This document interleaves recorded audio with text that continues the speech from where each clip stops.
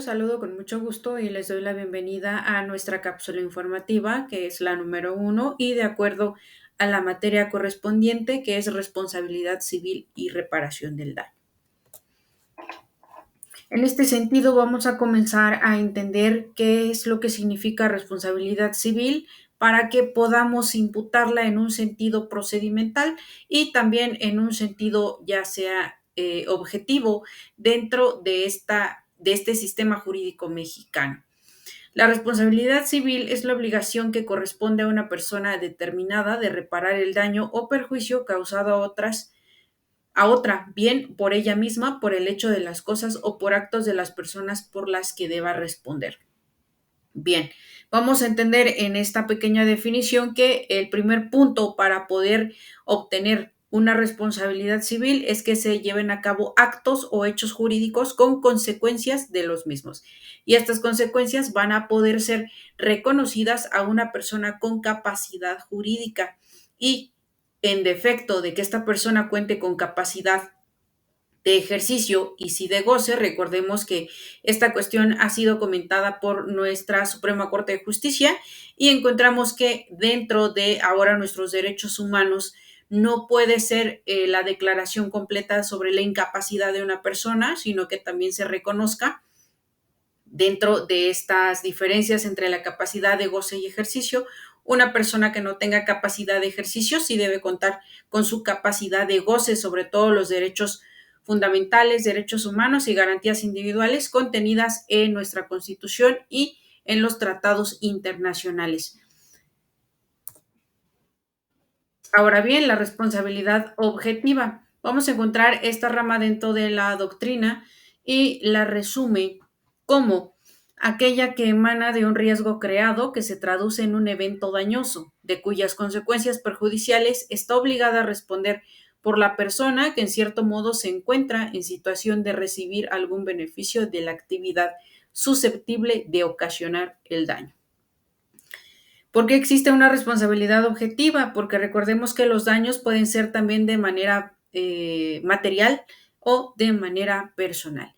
Y dentro de este mismo sentido, la forma de respuesta es sobre esta responsabilidad de aquel acto o hecho jurídico que haya ocasionado un menoscabo hacia el patrimonio de una persona, sería de manera material, o bien hacia su persona en sus derechos intrínsecos, aquellos que no podemos oponerle un precio establecido, como lo puede ser los daños a la moral.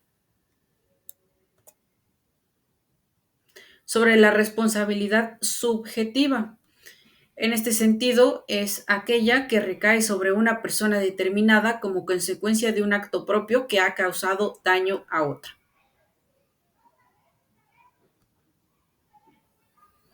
Por lo tanto, de acuerdo a las circunstancias que se presenten, encontraremos la responsabilidad que ha de reclamarse. Ahora bien, para que sigamos avanzando es menester que tengamos en claro los conceptos y de manera muy general pues encontramos que dañar, causar detrimento, perjuicio, menoscabo, dolor o molestia.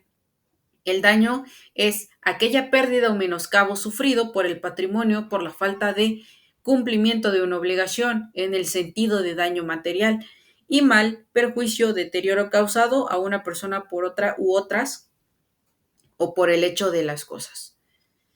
Es decir, que los daños pueden resultar en distintas circunstancias y se pueden presentar también dependiendo los sujetos de derecho. Ahora vamos a reconocer lo que significa daño moral según nuestro diccionario jurídico. Nos dice que es aquel que afecta a la vida de una persona, a su bienestar y a su honor. En este sentido, vamos a encontrar daño moral en nuestro Código Civil y vamos a encontrar también lo que es el daño moral en nuestro Código Penal. Ya posteriormente, teniendo en cuenta nuestros conceptos, iremos avanzando para el reconocimiento de los daños en ambas ramas y hacer la diferencia, por supuesto. En este caso, en esta pequeña diapositiva, pues se resume lo que determinadamente reconocemos para hacerlo valer mediante una acción jurídica. El daño es el perjuicio o menoscabo que sufre el patrimonio o los intereses de un agente económico. En el derecho, el daño se hace alusión a los perjuicios ocasionados a otras personas que pueden acarrear responsabilidad civil. Existe el daño doloso, causado a propósito, y el culposo, producto de un descuido o negligencia. Se puede distinguir también entre el daño patrimonial, que puede compensarse con dinero, y el daño moral, que no tiene un valor monetario. Es decir, la moralidad de las personas, pues no podemos nosotros ponerle un precio determinado. Ahora bien, haremos la diferencia sobre los daños y perjuicios. La distinción de estos conceptos desde el punto de vista legal se formula diciendo que daño es la pérdida o menoscabo sufrido y perjuicio la privación de cualquier ganancia lícita que debiera haberse obtenido con el cumplimiento de la misma. Deben ser consecuencia inmediata y directa de la falta del cumplimiento de la obligación. Es decir, que estos tienen que estar determinados por el sentido material que pudiera obtenerse o en un sentido más personal. Es decir, podría derivarse también, ejemplo, de un incumplimiento de un contrato, donde no únicamente caería en mora, es decir, por tener estas deudas atrasadas, sino que al momento de caer en mora también podría ocasionar algún tipo de perjuicio, que es decir, prohibirle por esa acción algún tipo de ganancia o algún tipo de cuestiones sobre el mismo objeto que pudiera producirlas. Entonces, al privar de este tipo de ganancias, pues no nada más está haciendo que haya un detrimento dentro de su patrimonio porque, ejemplo, sobre una deuda dejó de pagar. Por lo tanto, el perjuicio es que por haber dejado de pagar, aquella persona está también teniendo pérdidas que se pueden representar en un valor económico o bien que le esté generando de otra manera la privación de que pueda aprovechar aquellos bienes materiales. Ahora bien, todas estas cuestiones también están basadas sobre los hechos ilícitos. Tenemos que reconocer que existe una diferencia, por supuesto, entre un hecho ilícito y entre un delito, siendo nuestra materia la parte del derecho privado que es civil o bien podría determinarse de una conducta mercantil. Entendemos que la antijuridicidad es la contradicción al derecho, ilicitud jurídica. Eso nos dice el diccionario jurídico escrito por Rafael de Pina. Y en esta diapositiva, pues explicamos sobre los hechos ilícitos que podrían realizarse y presentarse. En el concepto, pues es una conducta humana culpable, pugna con un deber jurídico, derivada de incumplimiento y produce un daño. ¿Cuáles son los elementos? Pues la antijuridicidad, la culpa y el daño. Los efectos: produce un daño o detrimento patrimonial, es decir, aquí es donde podemos reclamar la responsabilidad civil.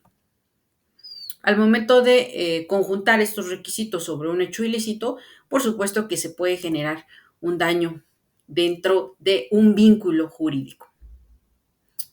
Para una mejor amplitud, pues presento que los hechos ilícitos, como pueden ser en esta sección reconocida dentro de la ley, siempre y cuando obre en el catálogo de delitos que está descrito por nuestro Código Penal, entonces encontraríamos un tipo de delito y los cuasidelitos. El que comete un delito intencional tiene la intención de causar daño, pero no de resarcirlo. Sin embargo, por el hecho de cometer el delito, nace a su cargo una obligación de indemnización. El que comete un delito de imprudencia, es decir, un cuasidelito, hace que nazca en su contra una obligación de indemnizar el daño que la cause y este resultado es extraño a su voluntad. Por lo tanto, vamos a poner un ejemplo práctico para poder ir desdeñando cómo diferenciar lo que hace referencia sobre estos hechos ilícitos de manera general, cómo se pueden presentar. ¿Cómo son los delitos? Ejemplo, el daño está representado en nuestro artículo penal y estas imágenes traen el contexto suficiente para que podamos realizar un ejemplo. El daño entonces puede convertirse en un delito cuando, por ejemplo, un coche que conduce a alta velocidad colisiona con un coche pero de servicio de transporte. Este servicio de transporte es particular. Por lo tanto, el daño material ocasionado es en el vehículo de transporte y el daño que ocasiona esta persona es y es cuantificable de acuerdo a la gravedad de los golpes del vehículo de transporte. ¿Cómo van a ser los perjuicios? Reconocemos los perjuicios cuando efectivamente este transporte, precisamente por este hecho ilícito, no va a poder trabajar. Al no poder trabajar este transporte, está recibiendo un perjuicio de manera directa la persona, el propietario de este transporte, por lo tanto está siendo privado de estas ganancias y encontramos los daños y los perjuicios. ¿Qué puede ser un cuasi delito? Ejemplo, también un hecho ilícito puede presentarse en cualquier tipo de contrato civil. En un contrato, por ejemplo, de compra-venta o en un contrato de mutuo simple, donde realmente se comprometen y existe una obligación a la par de los dos sujetos, y cuando estos no cumplen la obligación y generan mora, generan intereses y, por supuesto, podrían generar también en este sentido los perjuicios directos hacia su beneficiario. Continuando con este tema, nos vemos en nuestra próxima cláusula informativa.